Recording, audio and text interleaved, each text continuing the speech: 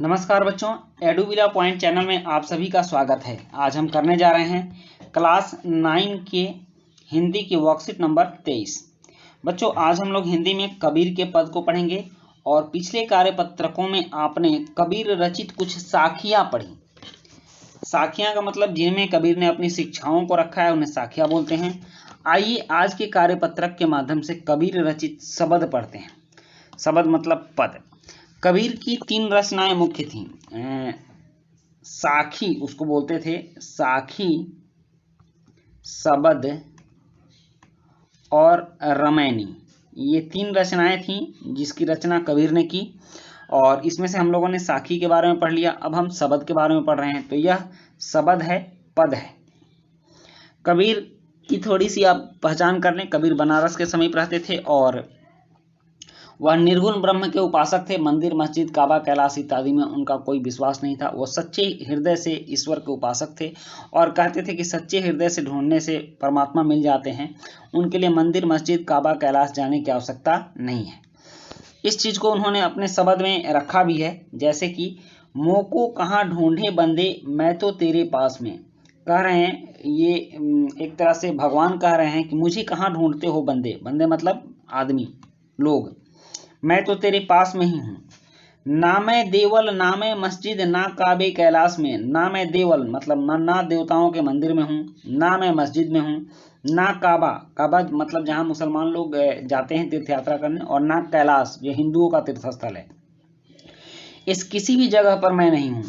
ना तो कौनो क्रियाक्रम में और ना ही किसी योग, वैराग, पूजा पाठ, रूढ़िवादी परंपरा इस सब में हूँ। ना ही योग वैराग में। खोजी हो तो तुरते मिली है। अगर आप खोजने वाले होगे, आपके अंदर खोजने की उत्कट लालसा होगी, तो मैं आपको तुरंत मिलूंगा पल भर की तलाश में। मात्र पल भर के तलाश में। उसके लिए जन्मों जन्म लगाने की आवश्यकता नहीं पड़ेगी। कहे कबीर सुनो भाई साधो।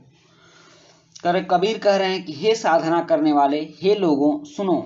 सब श्वासों की श्वास में, मैं सबकी सांसों में हूँ, सबके सांसों के सांस में। मुझे कहीं ढूंढने की आवश्यकता नहीं है। अब यहाँ कुछ अपरिचित शब्द हैं, जैसे कि देवल। देवल का मतलब देव स्थल होता है। काबा मुस्लिम का एक तीर्थ स्थल है और कैलाश हिंदुओं का एक तीर्थ स्थल है। आइए अब इसके भाव को समझते हैं कि प्रस्तुत शब्द में कबीर ईश्वर के माध्यम से भक्तों को एक संदेश दे रहे हैं कि मुझे, ईश्वर को, तुम कहाँ ढूंढ रहे हो। मैं तो तुम्हारे ही पास हूँ। ना तो मैं मंदिर में हूँ, ना ही मस्जिद में, ना तो काबा में हूँ और ना ही कैलाश में। अर्थात मैं किसी तीर्थ स्थल या देव स्थान में नहीं हूँ। ईश्वर या अल्लाह को पवित्र और तीर्थ स्थानों पर ढूंढना नहीं चाहिए। किसी विशेष क्रियाक्रम से या किसी विशेष योग या वैराग या पूजा पद्धति से भी मुझे नहीं पाया जा सकता है।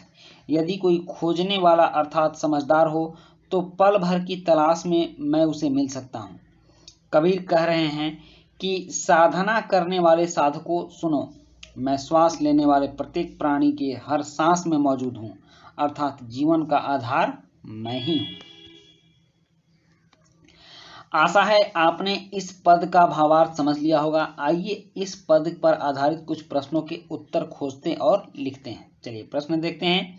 यहाँ बंदे शब्द का क्या अर्थ है? पहला प्रश्न है कि बंदे शब्द का अर्थ क्या है? तो उत्तर है क है बंद, ख है कमरा, ग कैदी और घ का मतलब सामान्य आदमी। तो इसका उत्तर घ होगा, सामान्य आदमी। प्रश्न 2 है कि मिलिहों शब्द के माध्यम से कबीर किसके मिलने की बात कर रहे हैं? तो इसका उत्तर ख होगा, कबीर ईश्वर या अल्लाह के मिलने की बात कर रहे हैं। यहाँ साधो शब्द से क्या तात्पर्य है? तो इसका उत्तर भी ख होगा, साधना करने वाला। साधु शब्द का मतलब है साधना करने वाला। अब प्रश्न 4 है कि यहाँ क्रियाक्रम से क्या अभिप्राय है, और 5 है कि कबीर के अनुसार पल भर की तलाश में ईश्वर कैसे मिल सकता है। गतिविधि है। आशा है आपने इस पद को पढ़ने और भावार्थ समझने का आनंद लिया होगा। इस पद में व्यक्त कबीर के विचारों से आप कहाँ तक सहमत या असहमत हैं? अपने विचार एक अनुच्छेद के रूप में लिखिए। तो चलिए अब इन प्रश्नों का उत्तर करते हैं। प्रश्न 4 है, यहाँ क्रियाकर्म से क्या अभिप्राय है? तो इसका उत्तर है, यहाँ क्रियाकर्म का मतलब भगवान को प्राप्त करने के लिए किया जाने वाला कार्य, जैसे योग, वैराग्य या पूजा पाठ है।